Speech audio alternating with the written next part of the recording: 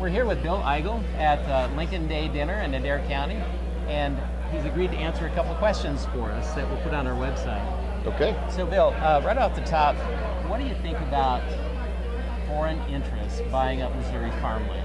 Well, I don't support it. In fact, right now, any country is allowed to buy up to several 100,000 acres of farmland in the state of Missouri. This is a result of a 2013 bill that was passed out of the legislature, voted on affirmatively by a couple of our current statewide office holders, and it allowed up to 270,000 acres to be bought by foreign entities, including China. So I actually have legislation right now that I've already filed in the Senate that not only would prohibit all foreign countries. And by the way, I want to stop on that point a little bit, because there's candidates out there saying, well, we would want to ban China from buying our land. And you know, China is kind of like that's the low-hanging fruit. We all know that China shouldn't be buying our land. I don't want any foreign country to buy even 1 square inch of the land, our farmland here in the state of Missouri, because I think Missouri ought to be owned by Missourians, or at least Americans. So I've got a bill that would not only prohibit the sale of farmland to any foreign country, it would also require current foreign owners of our farmland to give the land back. It's based on a law that was passed in Arkansas just a few months ago. So not only can we stop this practice of selling our land to foreign countries, we can get the land we've lost back. I understand in Missouri that local governments, cities, counties cannot pass gun laws that are more restrictive than the state gun laws. That's right. And that right now there's a movement to change that.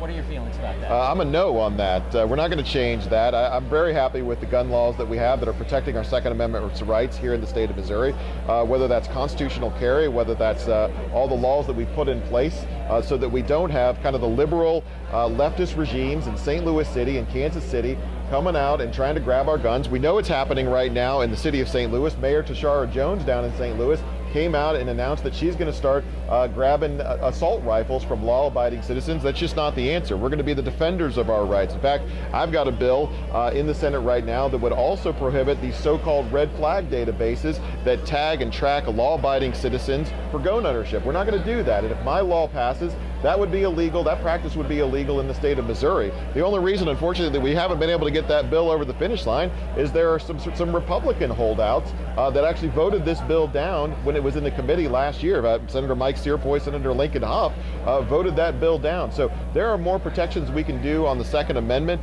but I think that continued great statewide leadership on that issue, we're going to protect the gun rights of gun owners in this state. We're going to be a leader in this country. Now, Bill, I mentioned earlier that I'd read your name in the news recently. So there's some controversy in the last month or two about business legislature dealing with IP reform and the need to get that through.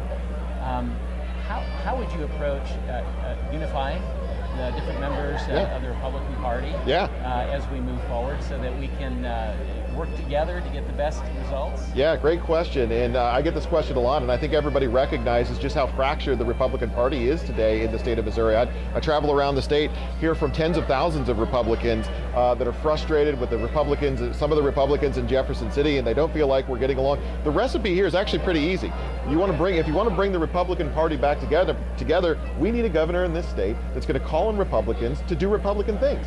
I mean, when Governor Parson, whom I much admire, but when Governor Parson is doubling the size of our budget over the past 5 years, when Governor Parson is calling on us to increase the gas tax in this state, those aren't Republican things, and it fractures the party.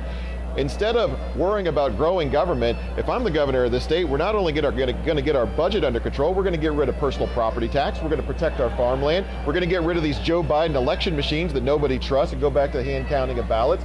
We are going to be a leader in this state. And by the way, another issue that's coming up that we can be a leader on that I think will bring the party back together is illegal immigration. We ought to be declaring on my first day of being governor of this state, I'm going to declare an invasion of this state, which is exactly what it is under Article 4 of the Missouri Constitution, which will activate our law enforcement, of our highway patrol, our National Guard, and every sheriff in this state to start detaining and deporting every single one of the more than 50,000 illegal immigrants that are weighing down our communities, that are leading the way for criminal activity to come into this state. We're going to be bold about protecting the sovereignty of our state, and we're going to stand up with other states like Texas that are also trying to defend our border. Missouri's going to be a leader on this issue. There's a lot we can do that we're not doing now. So I don't want to put words in your mouth, but it sounds like you're in favor of Governor Parsons' sending National Guard troops and other law enforcement to Texas? So I think that was a step in the right direction, and I would continue that policy of making our National Guard troops available in the state of Texas to help out our neighboring states or our adjacent states in the region. But I don't think we're really doing anything in the state of Missouri right now. We currently have no mechanism to detain individuals who are here illegally in this state right now, which is allowing sanctuary cities or wannabe sanctuary cities like St. Louis and Kansas City, who we know are soft on criminal activity, soft on crime. It's allowing those cities to be set up as gateways and conduits for this criminal activity. Could be the illegal immigration discussion, could be the fentanyl trade that's coming in our state, could be the human trafficking state. All of those got to be brought to a stop.